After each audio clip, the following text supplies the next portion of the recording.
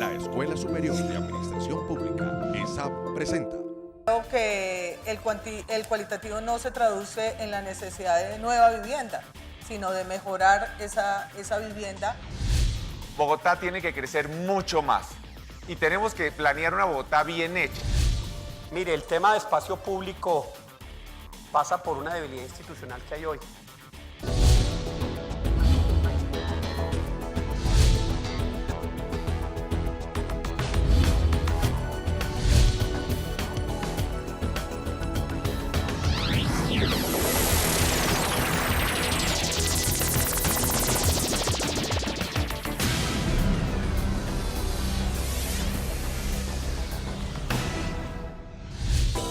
Bienvenidos a Construyendo Buenas Prácticas en Administración Pública. Un saludo especial para todos ustedes.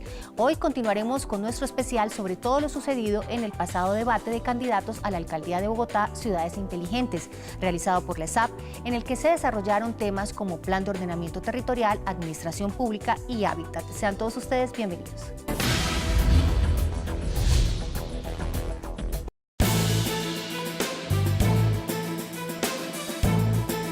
Estos foros son fundamentales porque primero se enriquece uno de la discusión, segundo porque creo que los ciudadanos tienen la posibilidad de mirar sobre temas específicos que plantea cada partido. El hábitat es la esencia de las ciudades. Me parece que la ESAP allí tiene una razón propia de su mismo significado de la administración pública, de la Escuela Superior de la Administración Pública. La importancia de este evento es que podemos mirar los aspectos prácticos y teóricos y podemos hacer un diálogo con estas personas que pasado mañana son los que van a tomar las decisiones.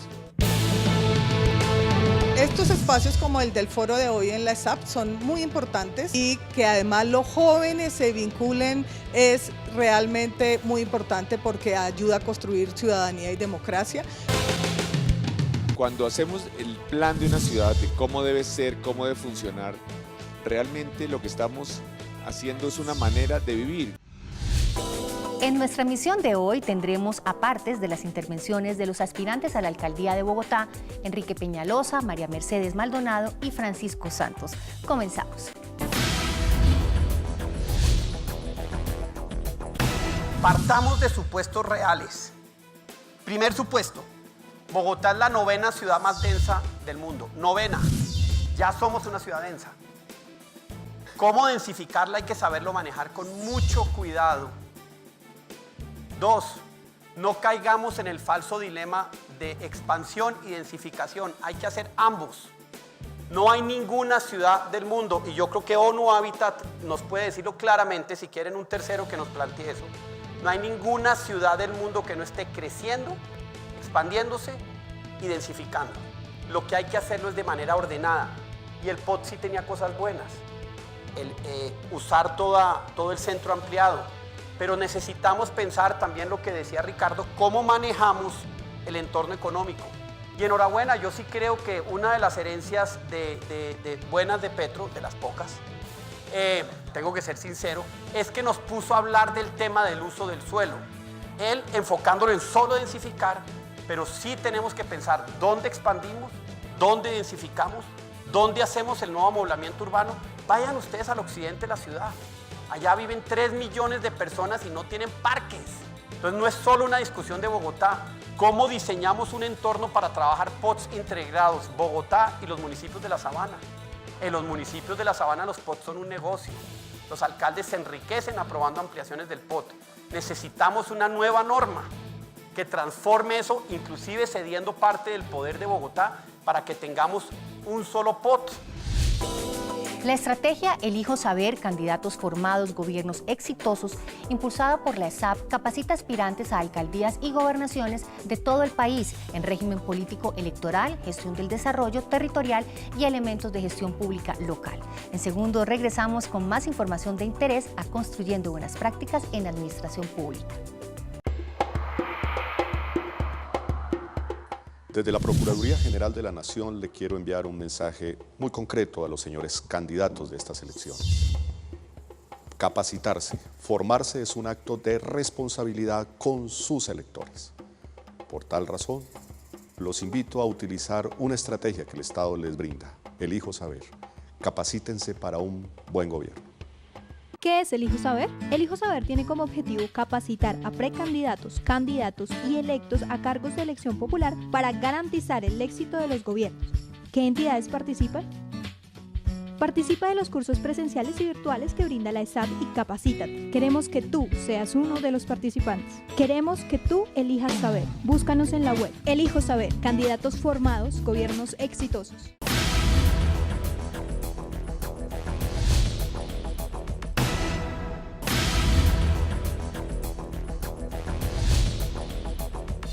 Los testigos electorales son los ciudadanos designados por un candidato o una colectividad política y serán quienes vigilan las votaciones y presentan reclamaciones ante los jurados de votación en los escrutinios de mesa. Continuemos con más del gran debate de los candidatos a la alcaldía de Bogotá, organizado por la Escuela Superior de Administración Pública.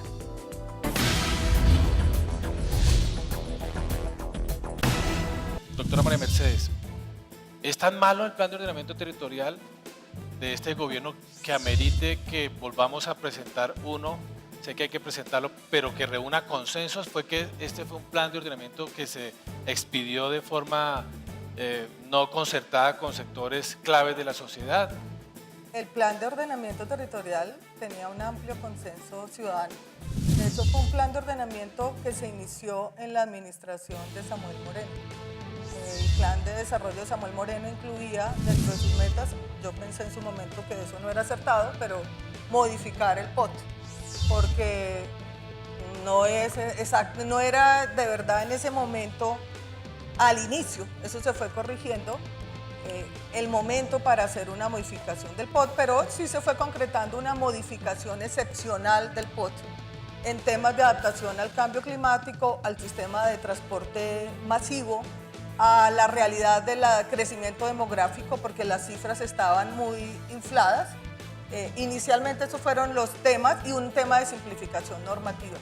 Al llegar a la administración de Petro, nosotros encontramos avanzado ese proceso y había surtido una etapa inicial de discusión ciudadana muy amplia. Eso hay que reconocerlo, que se continuó. O sea, el POT tenía un alto y tiene hoy un alto reconocimiento de la apuesta tan importante que tiene entre la ciudadanía.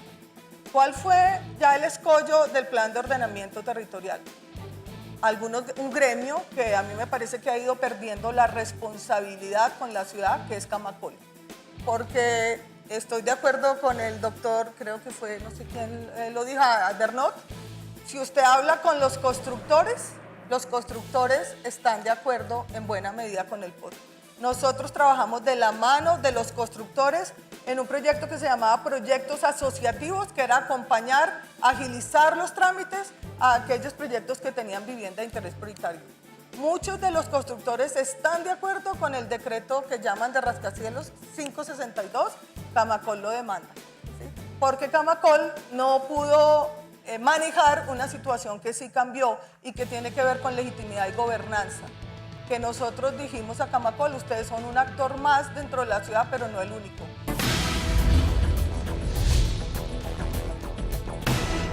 Bogotá tiene que crecer mucho más y tenemos que planear una Bogotá bien hecha. La Bogotá que ha crecido hasta hoy ha sido una Bogotá mal hecha, sin grandes parques. Solo darles un ejemplo, una ciudad del mismo tamaño que Bogotá, como Londres, tiene 1.500 canchas de fútbol públicas, mientras que Bogotá tiene 63. Entonces nosotros necesitamos una ciudad con grandes parques, una ciudad bien diseñada. Y obviamente esto no excluye la densificación, pero no una densificación atolondrada como la del decreto 562. En ninguna ciudad del mundo se permiten alturas libres en cualquier parte sin importar el ancho de la calle, sino en algunos sitios puede tener unas grandes alturas donde haya grandes vías, donde haya grandes parques, etcétera, y en otros no. Esto en el mundo entero se hace así. Pero además hay que hacer todos los ajustes para la infraestructura. Bogotá no simplemente necesita apiñarse, que la gente se apiñe y sino que tengamos más espacios públicos, más parques, que mejore la calidad de la ciudad. Habría que hacer renovación para hacer grandes parques, y hay una cantidad de temas micro que tienen que ir paralelamente, como es que el primer piso de los edificios no sea estacionamiento o paredes ciegas, sino que sean ventanas, que sean comercios, en fin. Finalmente, ¿dónde debe crecer la ciudad? Como no puede crecer al norte y debe crecer tanto, nosotros proponemos a pasar el metro, no terminar el metro donde termina hoy, sino que pase al otro lado de Mosquera, para que primero que todo intersecte la LO, que es el principal alimentador con Transmilenio del suroccidente hacia el metro, y en esos potreros de Mosquera, donde hoy no hay nada, realmente captar la valorización y hacer una ciudad extraordinaria, 3, 4, 5 mil hectáreas, con la Agencia Inmobiliaria Nacional Virgilio Barco. Ya la ley permite incluso que se lleven a cabo unas intervenciones, lo haremos con el municipio, con la gobernación, con la ciudad, para hacer una ciudad que está perfectamente integrada a Bogotá, con metro, con grandes parques, integrada a un río descontaminado, con malecones, etcétera, y que además capta esa generación de valor de este desarrollo para el Estado y no para unos urbanizadores, dejando además una ciudad que en la calidad urbana que tenga sea ejemplar a nivel mundial. Las elecciones no solo son un ejercicio rutinario, son el momento en el que el ciudadano influye en las directrices y las acciones del siguiente gobierno. Los invitamos a ver, nos puede pasar.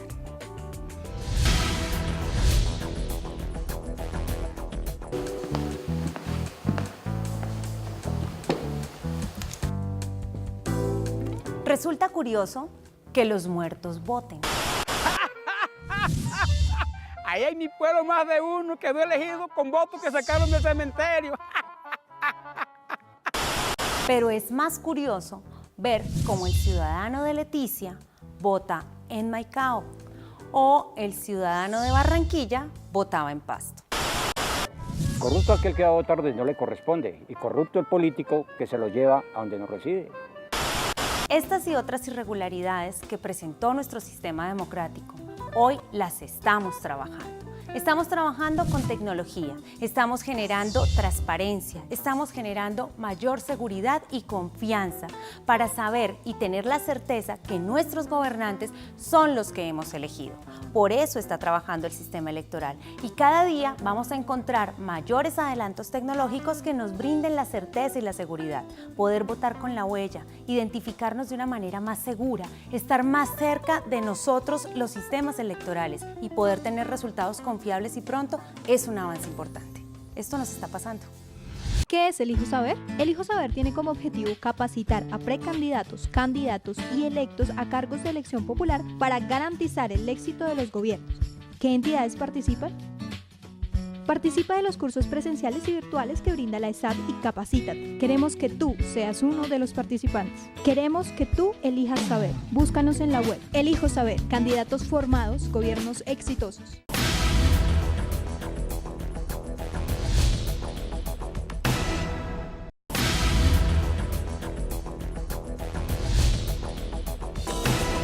Continuemos con más del gran debate de candidatos a la alcaldía de Bogotá organizado por la Escuela Superior de Administración Pública.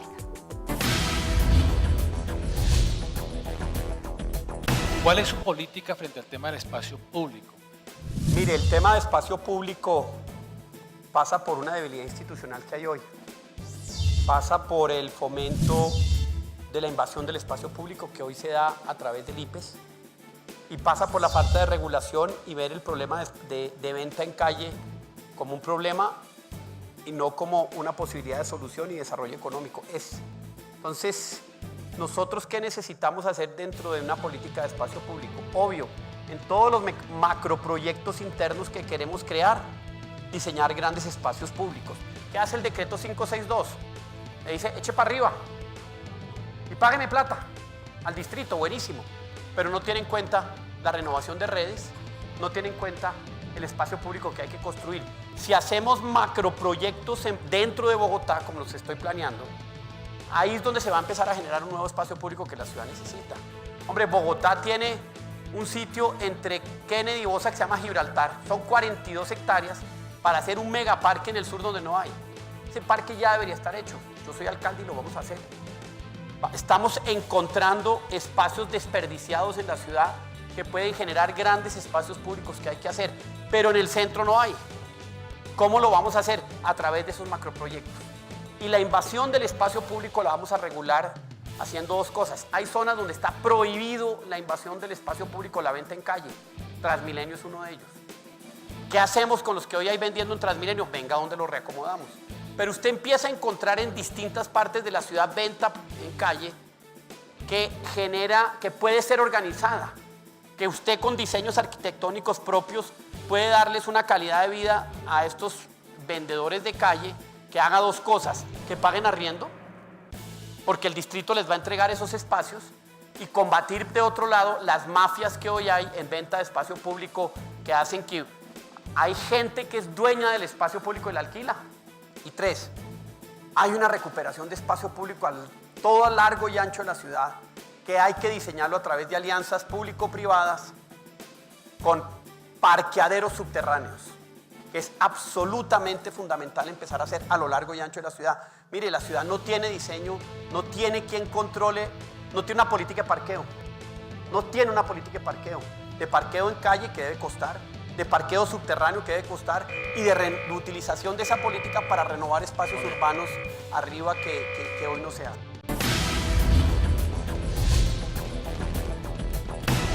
Yo creo que ahí hay que combinar dos temas. Uno, el espacio público de proximidad, a donde la gente pueda ir y desplazarse a pie para ir a un parque, a una cancha. Ese es un espacio público que se resuelve en un escenario de una ciudad que se densifica, y es la realidad de la ciudad, con ese tema de las obligaciones urbanísticas para que no el constructor, como se cree, sino el propietario del suelo aporte una parte de la plusvalía que se recibe, porque el tributo de participación en plusvalía tiene un desempeño malo por un problema en el diseño, sobre todo de norma nacional, que reconoció la norma anterior. Y por eso se fue cambiando hacia esas obligaciones urbanísticas. No importa que no entre dinero a la caja pública del distrito, pero que haya más espacio público. El otro es más verde en la ciudad. Y yo creo que vamos a enfrentar algo de conciliar el tema de recreación pasiva y espacio público. Está, no sé si lo conocen, el gran parque del reasentamiento de Altos de la Estancia en Ciudad Bolívar, 70 hectáreas recuperadas de un reasentamiento de riesgo que se está convirtiendo en un parque con participación ciudadana. Está el tema del río. Yo creo que decir que malecón para el río Bogotá con más cemento, no, renaturalización del río y aprender a hacer recreación pasiva. Los cerros orientales deben empezar a volverse también recreación pasiva, y la Reserva del Norte, la operación Río Fucha. Ahí se generaría mucho verde en la ciudad, unido a ese espacio público de proximidad, con obligaciones urbanísticas y nueva generación de espacio público en todo proyecto urbanístico que se haga en esta ciudad de densificación.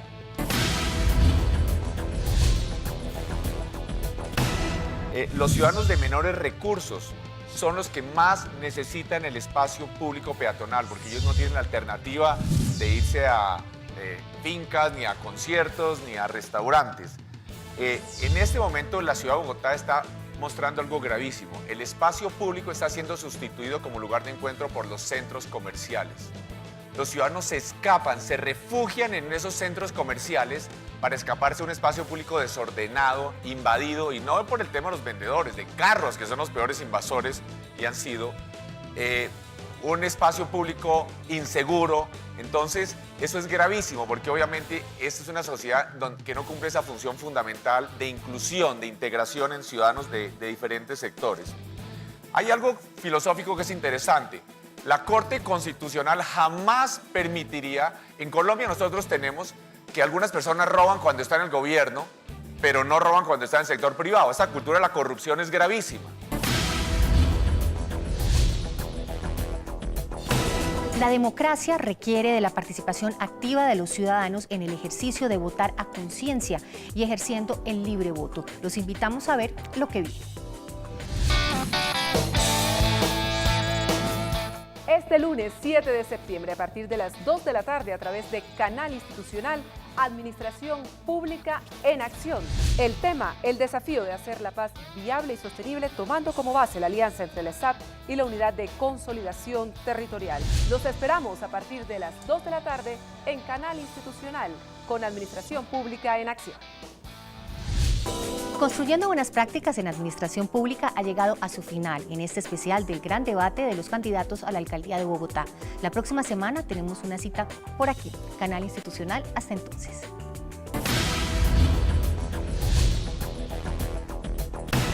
Necesitamos habilitar tierra, acabando con el falso dilema de expansión o densificación, utilizando ambas herramientas. Si usted habilita tierra, usted habilita vivienda. Ya después entramos al sistema financiero. ¿Qué hay que hacer? ¿Cómo vamos a...? Mire, la cantidad de bogotanos que hoy están pagando 300, 400 mil, 500 mil pesos de arriendo por unas cositas así. Usted les da el mecanismo financiero, pero habilita la tierra, tienen la posibilidad de comprar. Entonces, lo primero es habilitar tierra. Nuestro compromiso con habilitación de tierra es habilitar 220.000 nuevas viviendas. Plan zonal del norte, plan zonal de Usme y los 86 planes parciales. Solo haciendo eso se logra. Mire, les cuento una anécdota. Me senté con la gente de Cemex y les pregunté, oigan, esta cantera, si yo les habilito edificios de 25 pisos, ¿qué podrían hacer? Casi se van de para atrás. Me dijeron, 25 pisos. 25 pisos, arreglo la cantera. Rehabilito el río Tunjuelo en esta parte donde hoy está contaminada. Hago los colegios y los parques alrededor de esto. Entonces, ese es un trabajo de gestión del alcalde con la institucionalidad permanente. Permanente. Por eso habilitar esas 220.000 nuevas viviendas puede ser posible. Ya hay que diseñar después los mecanismos financieros para que se conviertan en vivienda para los pobres, para la clase media y para el estrato 5 y 6. Y ahí nosotros hemos pensado generar un mecanismo de leasing habitacional. María Mercedes, ¿cuál va a ser su estrategia para generar vivienda de interés y tratar de, por lo menos, disminuir en algo esa brecha que tenemos allí? Yo creo, en este momento, como decía, es más alto el déficit cualitativo, pues ha sido siempre más alto que el cuantitativo. Y creo que el cualitativo no se traduce en la necesidad de nueva vivienda, sino de mejorar esa vivienda que por las condiciones de operación del mercado y las políticas públicas la gente hizo con su propio esfuerzo. Yo creo que no es realista pensar en que es posible hacer más de unas 8.000 viviendas de interés prioritario al año, máximo 10.000. No es realista, por el tema de suelo, por el tema de cómo seguimos trayendo de Soacha, mire, a la licitación, a la convocatoria, perdón, para la vivienda gratuita en Bogotá, los privados presentaron un solo proyecto de 350 viviendas de interés prioritario. En el resto del país hubo muchos proyectos. En Bogotá hubo uno. Buscamos a todos los constructores, les ofrecimos apoyo. Yo creo que porque ya habían comprado suelo en Soacha y tenían los proyectos allá.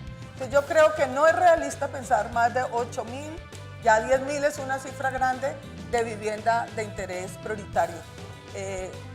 Hubo 70.000 de meta en este gobierno, nunca hubo los recursos fueron para 5.000, 6.000, los recursos fiscales anuales, pero se podría pensar en unas 30.000 viviendas nuevas y 30.000 en mejoramiento, que es una cifra muy grande, que requiere un esfuerzo de discusión de la asignación de recursos en el plan de desarrollo, inclusive con vivienda en mejoramiento y densificación. El gobierno nacional propone en el plan de desarrollo 800.000 viviendas. De esas, por lo menos el 25% deberían estar en Bogotá. Deberíamos hablar de 200.000 viviendas. No solo VIP, por supuesto, pero no entremos a esas cifras que no me parece lo más útil. Pero, por ejemplo, ¿qué acaban de hacer la semana, hace 15 días? No solo la reserva Vanderhamen, de 1.400 hectáreas, sino que congelaron 4.000 hectáreas más al norte que es que para zona rural. ¿Qué significa rural en el norte de Bogotá? Conjuntos cerrados de casas con jardín grande de 3.000 millones de pesos.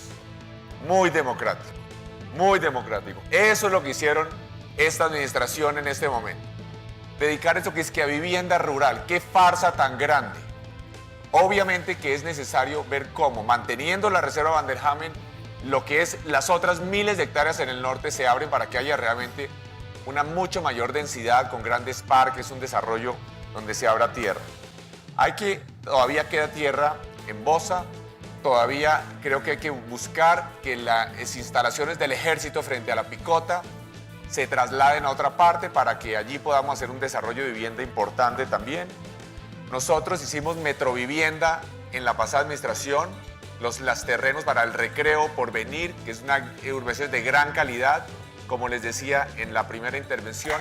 Creo que tenemos esa gran posibilidad, aquí no podemos pensar solamente en Bogotá, sino esa gran integración Bogotá-Mosquera, para ser una ciudad óptima, de clase mundial, llena de parques, vías peatonales, transporte masivo, con el metro en la mitad de la ciudad, pasando el río de donde está ese parque, que estoy totalmente de acuerdo con Pacho.